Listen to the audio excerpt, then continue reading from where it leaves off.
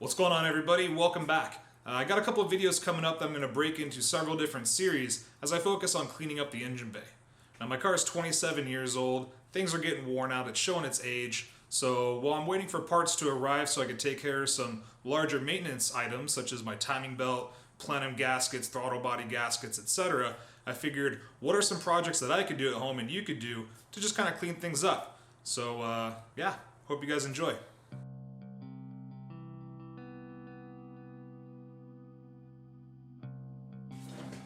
Alright, so here's the plan for the weekend. I want to repaint both the valve covers, refinish my outlet pipes on the turbos, refinish my M's intake elbows, clean out my maths. Depending on time, I may start polishing my strut tower brace as well. But when everything is off, I'm going to take advantage of that and try and get a good look at my turbos. I want to know, do I have just the stock R32s or maybe some N1s, right? So it's Friday, I just got home from work not too long ago. I figure I'd get a head start this evening, taking a bunch of shit apart. Alright, so first up on our list of the parts that we're going to take out are the M's intakes. I'm only going to take them out as one piece for now. When I go to resurface the elbows, then I'll go ahead and disassemble them. They're held in by our MAF sensor connectors, as well as some worm gear clamps in the back. Now I'm going to take out the top one for the rear turbo first, then we'll go ahead and take out the front one. For the front one, depending on where your worm gear clamp is facing, you may need to use a 1/4 inch ratchet with a 9mm socket. So let's go ahead and take these out.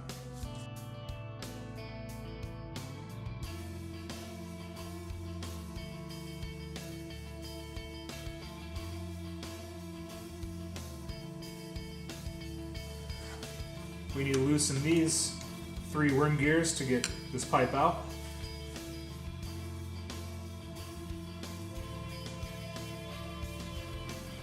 Next is going to be the 2 worm gear clamps on our outlet pipe.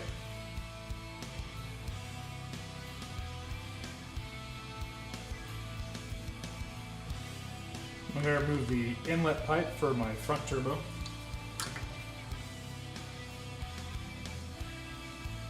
At the front of the outlet pipe, you'll see 2 12mm nuts that have to be removed. Use a wrench on the front nut, and you can access it with the socket on the back.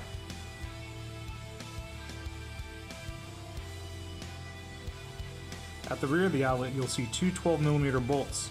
The one on this side is being blocked by this wastegate line right now. There's also a 10mm bolt that's holding this bracket onto the bottom of the outlet. Once you have those removed, go ahead and loosen this worm gear clamp on the back end so that we could separate the different parts of the outlet tube.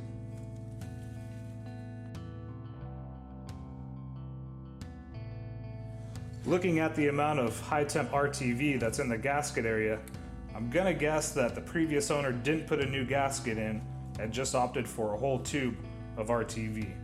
So when I take this off, I'm probably gonna have to give it a little wiggle back and forth to break it loose.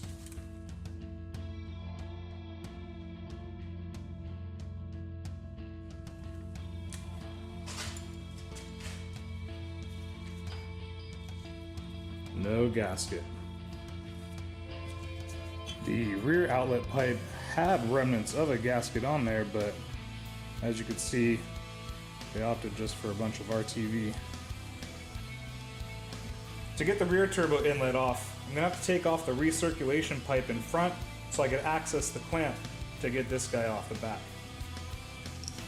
I'm going to use a 8mm on a longer extension for my 1/4 inch ratchet to try and fit back in there.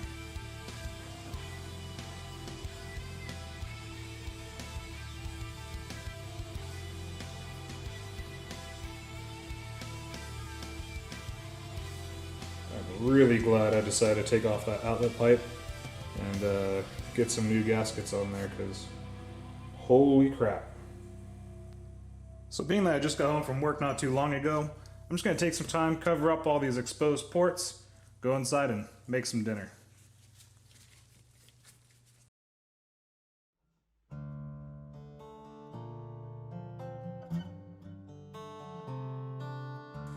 So now that I've taken off everything on the turbo side that I'm going to be working on, I want to go ahead and take off my valve covers. I'm going to start with the intake side, but first we have to remove these 2 Allen head bolts so we can free up our loom and make room for the screwdriver to reach the screws underneath.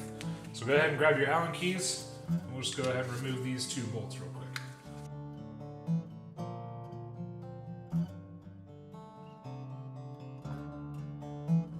Once we've freed up our wire loom, let's go ahead and remove our PCV lines.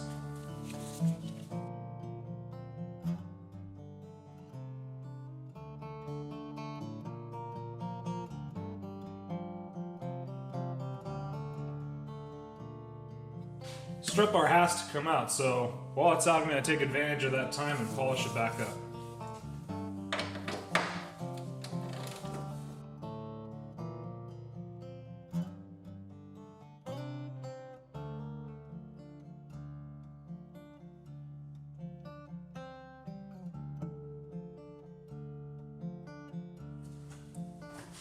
My coil pack cover's already been taken off because I'm going to replace it with a different one. So temporarily I mounted my igniter to the valve cover, so I have to remove this real quick. Okay, now we can go ahead and move on to removing our valve covers. If you look, you will see these Phillips head screws. There's 10 for each valve cover, so 20 in total, and there is a specific order in which they have to be removed as well. Now counting from the back, the first one we would remove is top right, then top left, bottom right, bottom left, 3/4 right, 3/4 left, bottom quarter right, bottom quarter left, center right, center left. Now when we go to install it, obviously we're going to do the opposite. 1, 2, 3, 4, 5, 6, 7, 8, 9, 10. So let's go ahead and start getting these screws out.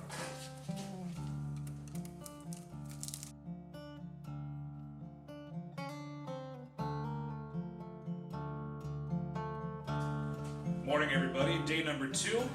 It is Saturday. Last night when I was taking off my intake valve cover, the battery on the camera decided to die, so unfortunately we missed out on me removing a bunch of screws.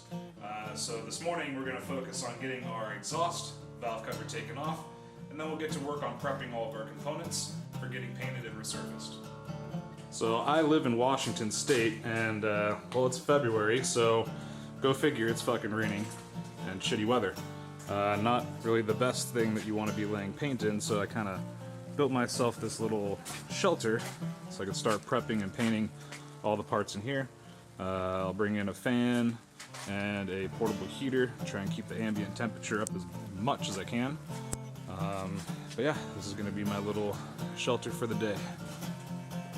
Okay, so just a quick lesson learned from yesterday when I was taking off the outlet pipes. On the rear outlet, the bolt that is closest to the radiator is actually a bolt and a nut. You may have seen me look down in the engine bay because I heard the nut fall. Luckily it went all the way to the ground, I was able to get it, but it would be in your best interest if you're doing this, go ahead and remove the rear inlet and recirculation tube first.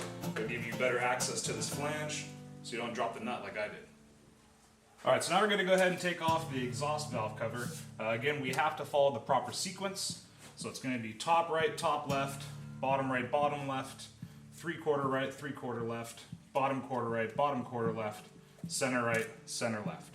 When we go to reinstall it, 1, 2, 3, 4, 5, 6, 7, 8, 9, and 10.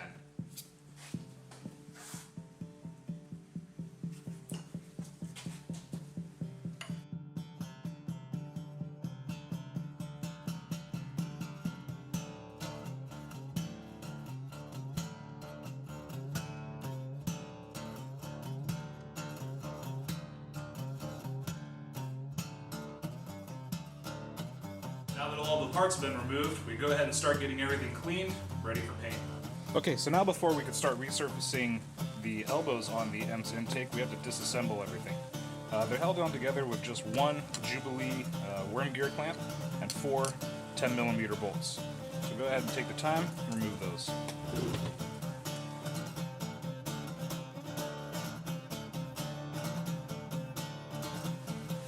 Now the filters I actually took off last week, and I went ahead and cleaned them really well with the K&N filter cleaner, and I applied a very, very light coat of the oil. It's from the aerosol can. I did it by twice the distance that was recommended and only did one light coat. let it sit for about a day inside. Then I use some paper towel just to wick up some of the extra oil or excess oil so that I don't foul up my MAF sensors. Now we can go ahead and remove the 4 10mm bolts that is holding our MAF pipe on.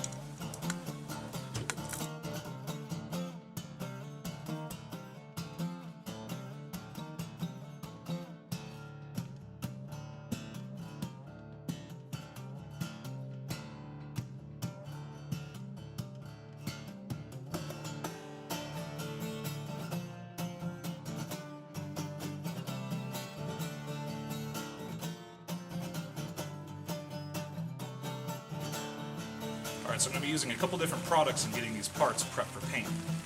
On the valve covers, I'm going to use some aircraft stripper to get that original paint off. Clean everything with a degreaser, hit everything with some brake cleaner, and while the valve covers are soaking, I'm going to use some of this mass airflow cleaner to clean out my AFMs.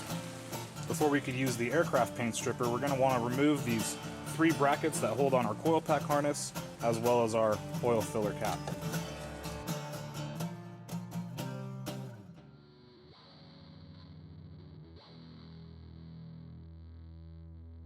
I also want to avoid any of that aircraft stripper getting into our PCV vents, so I'm going to go ahead and tape those up as well.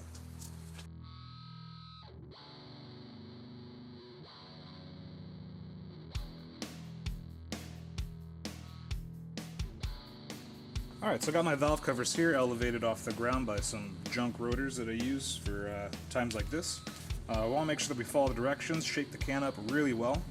Then we're going to lay down some even coats, staying about 8 to 12 inches away from the surface, and should let it sit there for at least 5 minutes and should start eating away that original paint.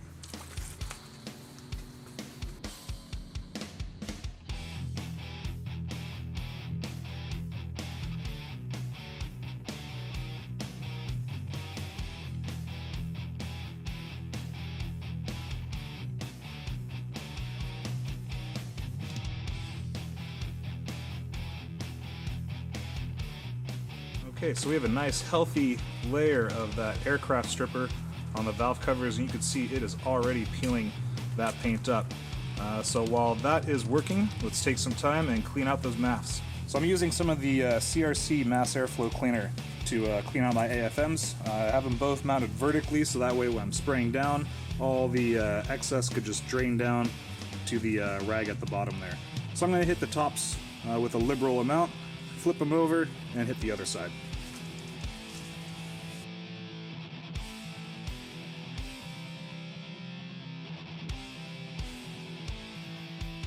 Alright, so to make the most efficient use of our time, while the paint stripper is still working and our mass airflow sensors are soaking, I'm going to go ahead and use this putty scraper to get off all this old gasket and RTV material.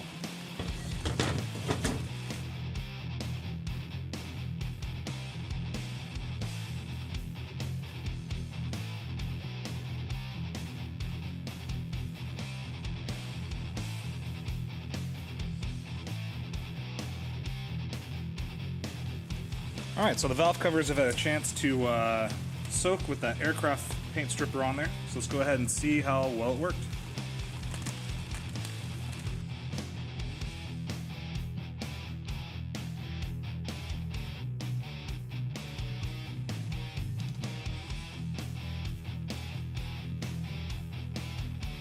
So as you can see, that first layer of paint stripper worked pretty well. There's a couple spots that still need to be hit again, so I'm going to do another good coating and just let that sit for a bit. So the mating surfaces on our outlet pipe have been cleaned up. Just used a putty knife as well as some 1200 grit sandpaper just to work down any of that RTV buildup. There's still some in the through holes, but we'll go ahead and take care of that when I degrease the whole pipe. There's still some spots on the inside of the valve covers where the coil packs sit. It's kind of baked into most of the imperfections in the metal. I'm guessing that's just from the excessive heat. Alright, so while that second layer of aircraft stripper is working on the valve covers, let's go ahead and take the time and start degreasing our outlet pipes.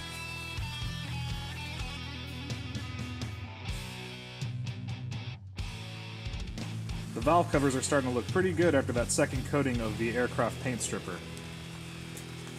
so I still have to remove the paint on the M's intake elbows. Figure I'll go ahead and give the valve covers a third and final coating. Hopefully that will help lift any of the leftover paint. So we have the M's intake elbows set up on another set of junk rotors. We're going to go ahead and get those covered with some paint stripper, and we will get the valve covers coated with another application, and probably take a break, go grab some lunch.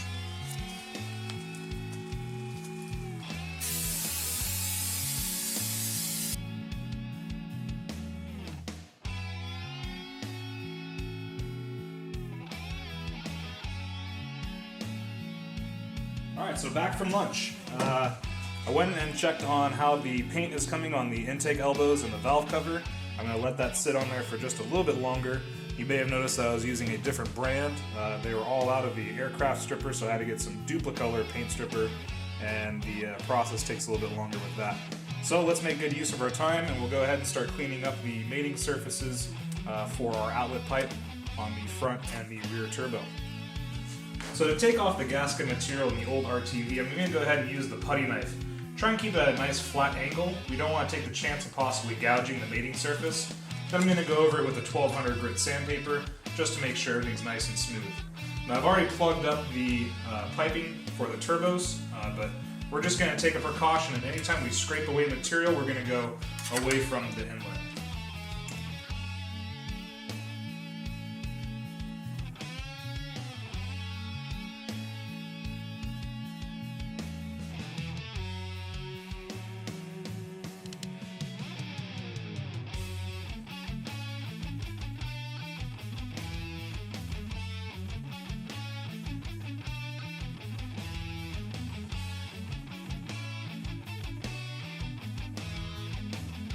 Before I do anything else, after cleaning up the mating surface, I'm going to take my shop vac, and I want to make sure I get any remnants of that RTV gasket out of the inlet pipe for the turbo.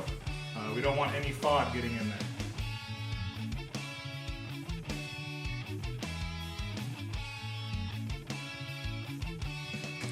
So for the rear turbo, you don't really have as much working room, but you should have decent access coming in from the front. So let's go ahead and remove that old gasket material.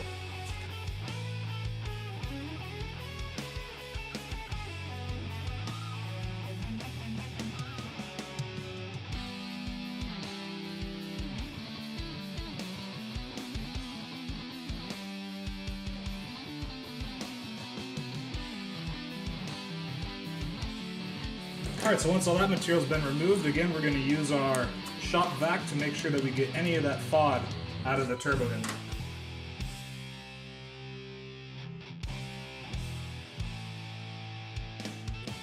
Alright, both of our mating surfaces are looking nice and clean. They are ready for some new OEM gaskets.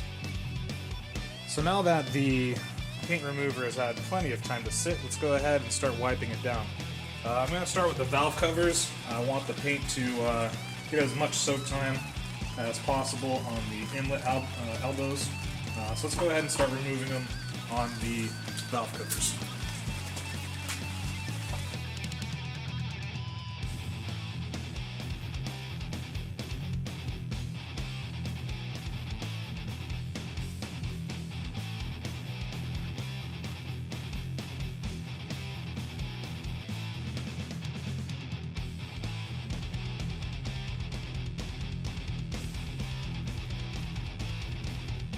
So the valve covers are looking pretty good. The Duplicolor paint remover kind of comes off a little more gummy than the aircraft one, so I'm going to go ahead and spray these down with a quick coating of degreaser just to kind of clean them up a little bit more.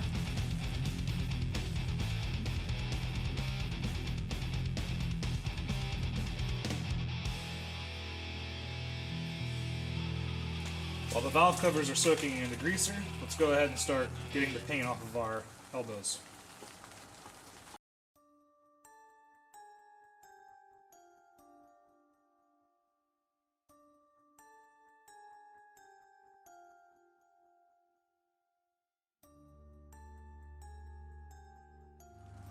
So this is the result after one coating of the Duplicolor paint stripper, and it is definitely not as effective as the aircraft paint stripper. but I still have about a can and a half, so let's put on some more coats and eat off some more paint. So I just finished wiping off that degreaser, and the valve covers turned out pretty good. There's still a couple of very small spots that have some paint on them. I'm still going to go over it with a finer grit sandpaper, just to make sure I have a nice smooth surface for the primer and the paint. Seeing as how this paint stripper really isn't working as good as the aircraft stripper, what I'm going to do is use some wire brushes, and the stripper's already been sitting on there for about 15 minutes, 20 minutes maybe. So what I'm going to do is go over and just scrub all the paint off with these wire brushes.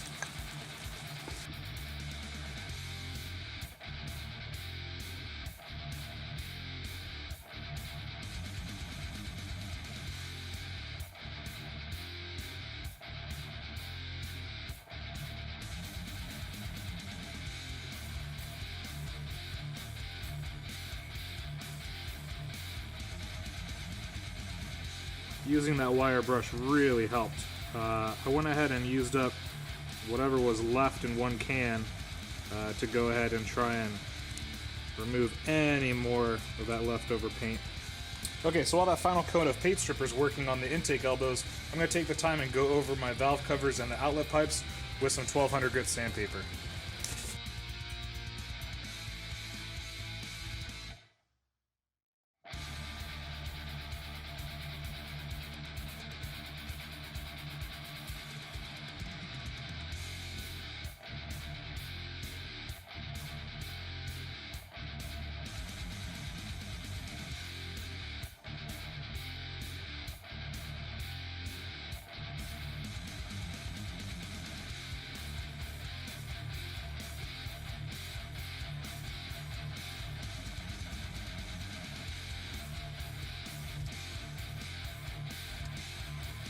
With the paint removed and our parts sanded, let's go ahead and degrease all of our parts one more time.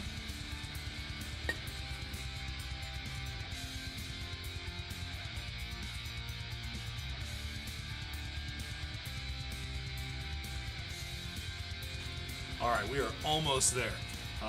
Next thing I'm going to do is go over all the parts with a can of brake clean, just to get off any oils or residues that might have been left behind from all the paint stripping and degreasing.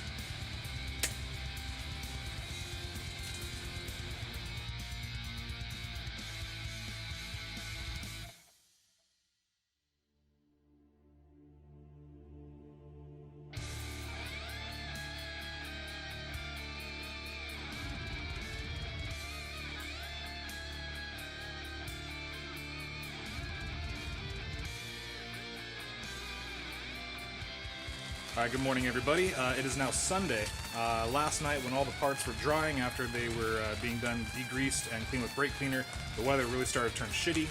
Rain started picking up, wind started picking up, so I kind of called it an early evening and brought all the parts inside so they could dry at an ambient temperature.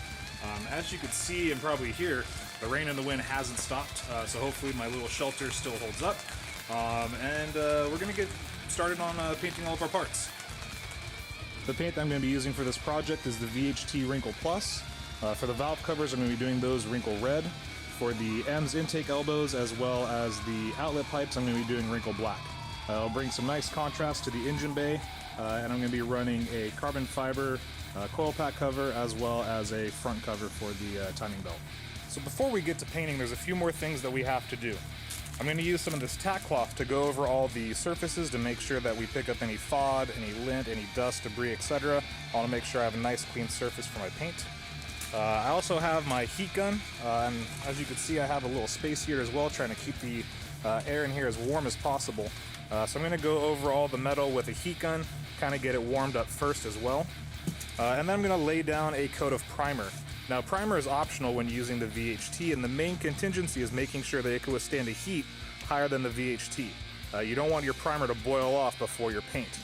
So this primer is good up to 500 degrees, and the paint is good to 350. So it's safe to say that our paint will boil off first. Alright, so first things first, let's go ahead and clean all of our parts using our tack cloth.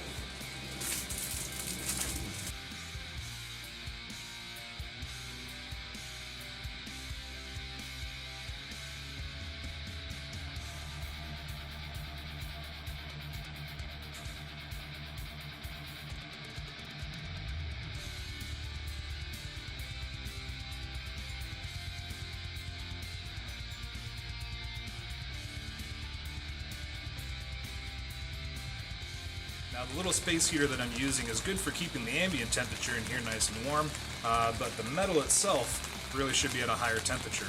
I could put it in the oven, but I don't think my fiance would appreciate that. So I'm just going to use my heat gun, go ahead and start warming up all the metal.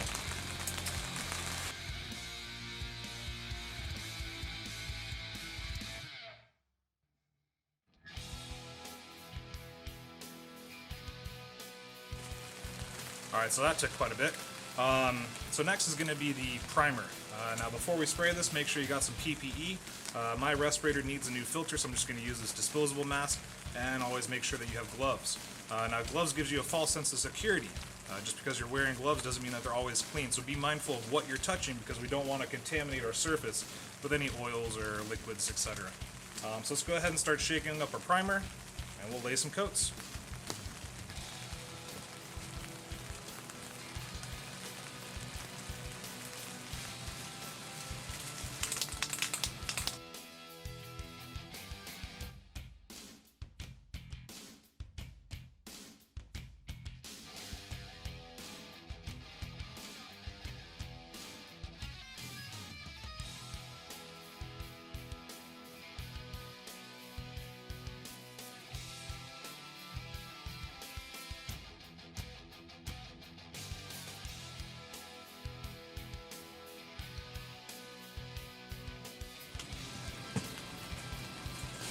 Alright, so that's the first coat. Just gonna let that dry for a little bit, and we'll do number 2.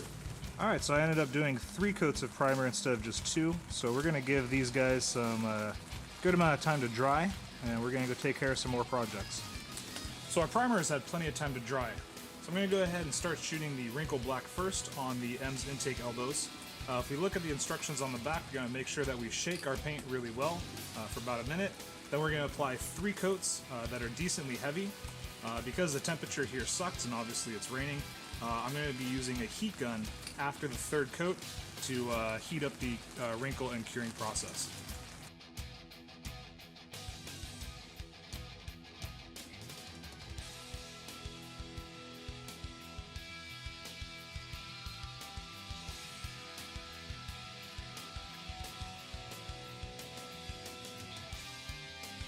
Alright, so that's the first coat. We're going to wait 5 minutes and go ahead and apply the second one.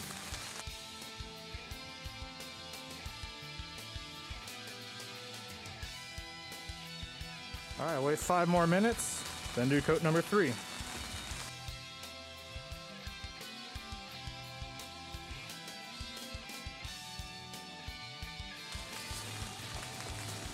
Alright, so we're going to give that 5 more minutes just to dry. Then I'm going to use my heat gun and start kick-starting that wrinkle process. Now, I've already been running my gun for a couple minutes, so I know that the air is going to be nice and hot. We're just going to focus on one area and then slowly work our way. Once we see that area start to wrinkle, we'll then move on to the next area and eventually just cover the whole piece.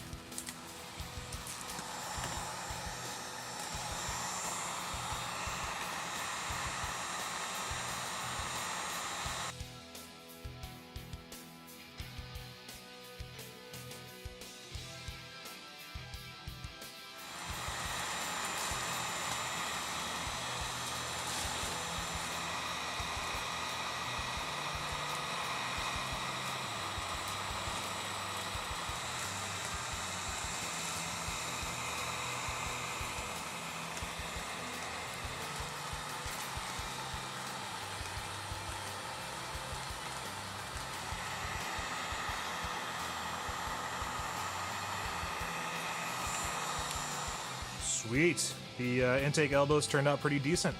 I'm really surprised how well the paint worked considering the weather and temperature right now, but the heat gun definitely helped quite a bit.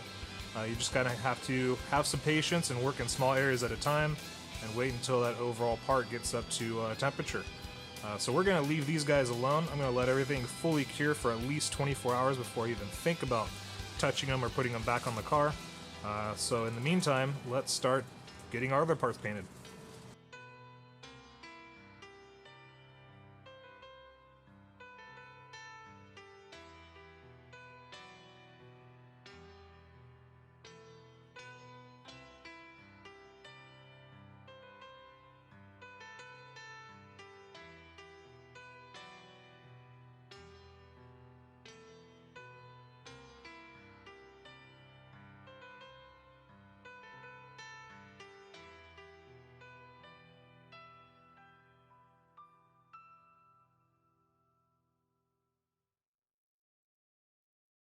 Alright, now that the outlet pipes are done, I'm going to let these hang here and dry for a bit longer, move the M's intake elbows into the garage so they're nice and safe, bring in the valve covers, start laying some red.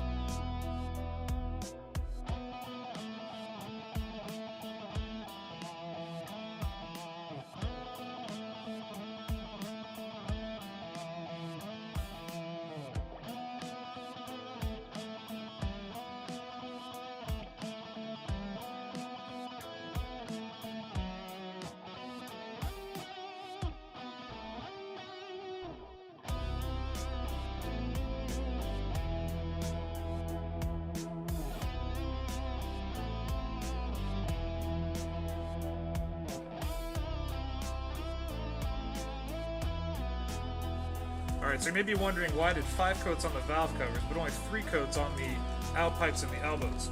Well, the first coat that came out of the can for the valve covers, the spray pattern was shit. So the first coat went on a little bit too heavy, more heavy than I would have wanted. So I let the tap time, or I gave it more time in between each coat, and then I did 4 additional coats, but they're more light to medium coats until I had a nice even coverage. Now I'm going to go ahead and let this sit for about 5 minutes, and we'll start hitting it with the heat gun.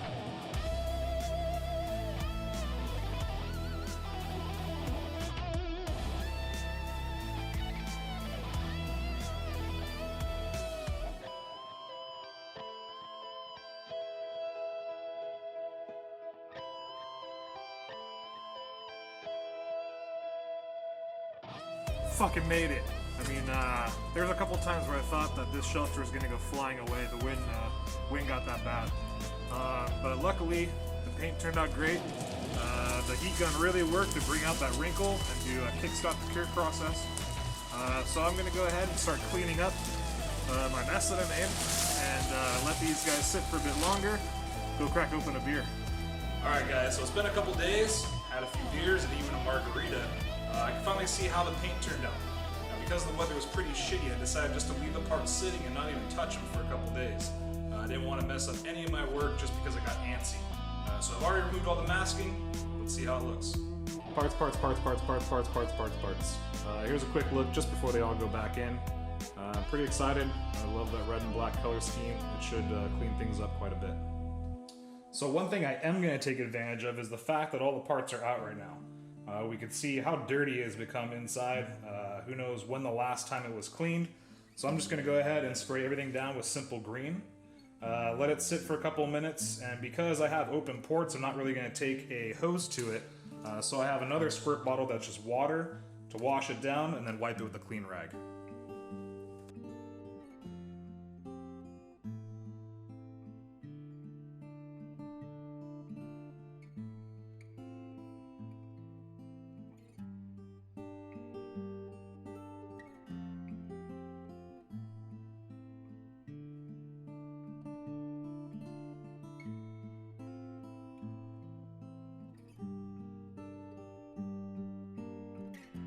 Before we could go ahead and reinstall everything, new gaskets are going to be mandatory, especially considering that the outlet pipe had nothing but RTV, mostly making a gasket. So I'll go ahead and put all the part numbers in the video description so you guys could order replacements. We have our valve cover gaskets here. These are the outlet pipe gaskets. There's 3 of them in total. 2 of them you saw me clean up already. The other one I'm going to show you how to get to it. And then we have the half moon gaskets. They go in the back of the head at the back of the valve cover. So let's get these swapped over and we're able to get our parts put back in. So we already know about the outlet pipe mating surface for the front turbo. We cleaned that up a bit earlier, but this is actually 2 pieces. So that third gasket goes right in here. So we need to separate this to be able to change that. Now in order to get access to this, I got 1 bolt coming from behind and I have another bolt on this side that's going down towards the engine. So I'm gonna have to remove this hose that's going to my compressor housing so I can get some access here. And then I have another 10mm nut down here that's holding on this wastegate pipe. So I could move this out of the way and get access to that 12mm bolt.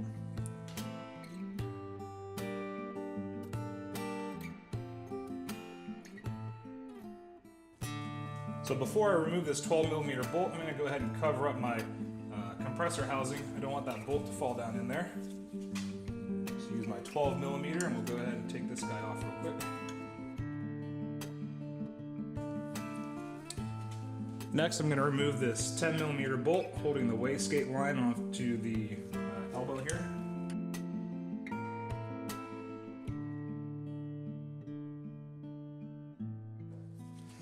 And now we can get access to the 12mm bolt on this side. So mating surface has been cleaned up, ready for that new gasket. What I'm going to do is I'm just going to put a very, very thin layer of ultra copper on the bottom and on the top mating surface just to make sure I have a really good seal. I don't want to have to be doing this again, and we'll get that OEM gasket back on there.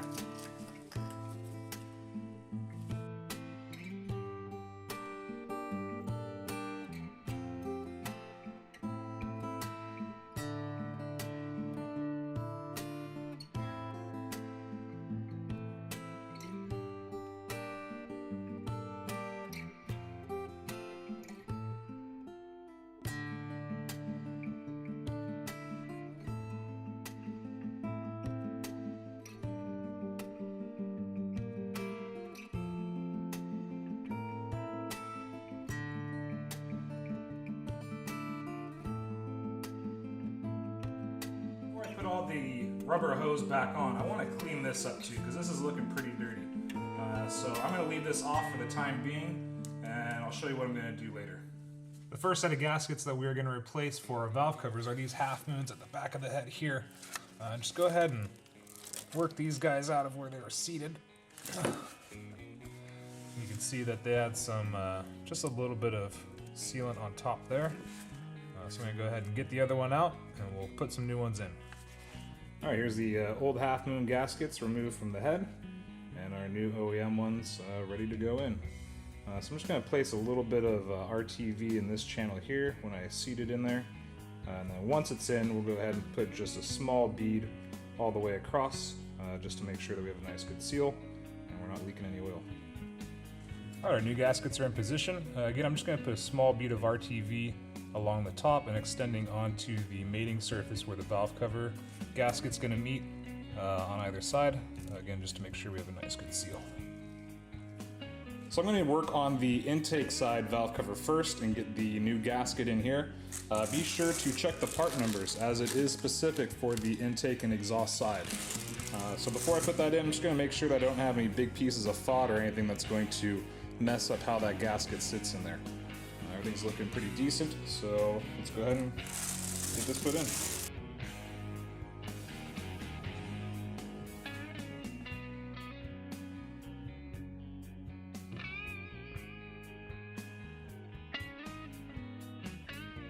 Intake gasket's done. Let's go ahead and get the exhaust one in.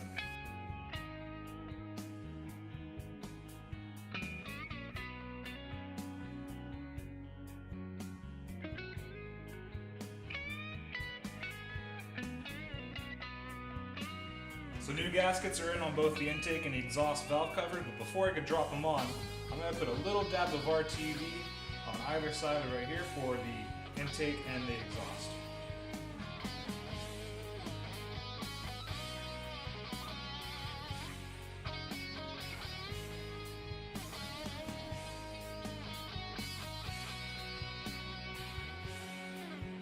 Looks like we're ready to go. I'm going to work on the intake side first and kind of move my way to the passenger side of the bay.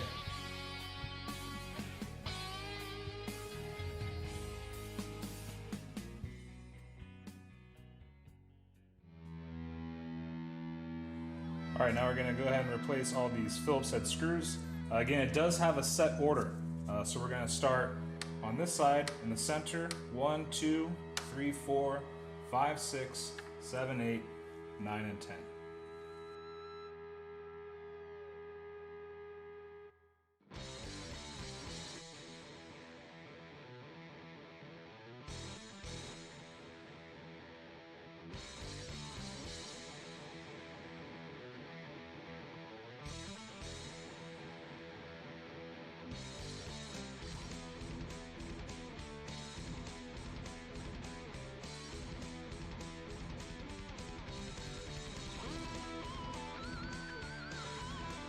Alright, so I only got them to where they seated. So now I'm going to go back over the pattern and just make sure that everything is down nice and tight.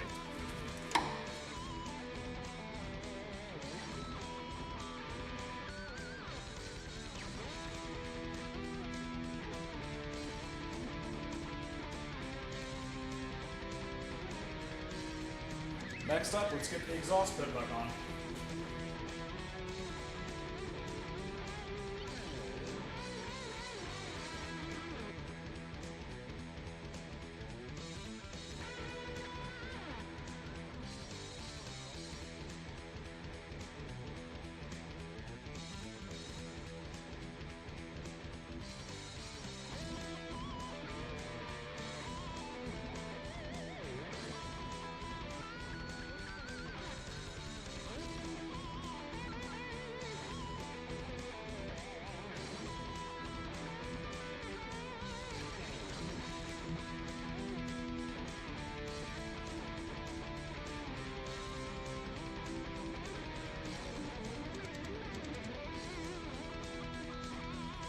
Well, that is starting to look a whole lot better already. My upper timing cover still looks like shit, but I have the carbon fiber one that I'm going to be replacing this with, so I'm not too concerned about the stock one. I was going to do it as part of this video, but I also want to refinish my CAS, so I'll probably just do that in my spare time. I already hooked up the coil pack harness, and I went over and I did a couple passes on these screws holding the valve cover down, just to make sure that the gasket was seated properly. So before I start buttoning up the rest of it, I kind of want to go over all these hoses and pipes and whatnot and give them a nice cleaning. A lot of them are pretty dusty and dirty. Also, a lot of these clamps are pretty dirty as well. So I'm going to hit the rubber stuff with Black Magic. Works great on tires, it's made for rubber, and doesn't get all splotchy like some of the other cleaners. So here's a before and after. Right, so much better. If you're going to do it, might as well take care of all the small things while you're at it also. Alright, let's button up the rest of this.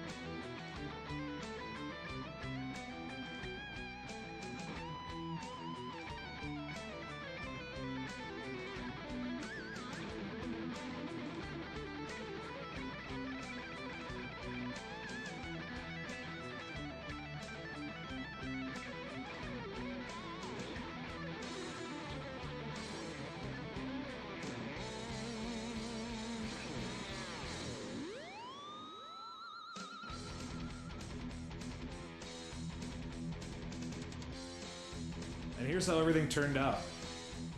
Again, considering the conditions that I was painting in, I'm really pleased with how well it turned out. I love the red and black color scheme in the engine bay, and thanks again to Seth Hunt at Slideworks for donating the carbon fiber coil pack cover. I also have the carbon fiber timing cover, but I'm going to wait to put that on for when we do the timing belt job, as I'd like to just take everything apart one time.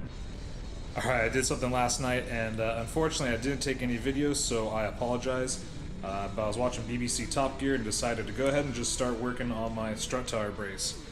So I wet sanded it, working my way up from 800 to 1500. Then I cut it, buffed it, polished it out, And I went ahead and painted the side mounts the wrinkle black so it ties into the engine bay pieces. And I think it came out pretty clean. Well guys, that's about it for this video. Appreciate you tuning in and watching, and I hope you guys found it helpful. Drop me a comment, like the video, subscribe to my channel. I'm going to be doing more projects with the GTR and taking you guys on some track day adventures. So until then, have a good one.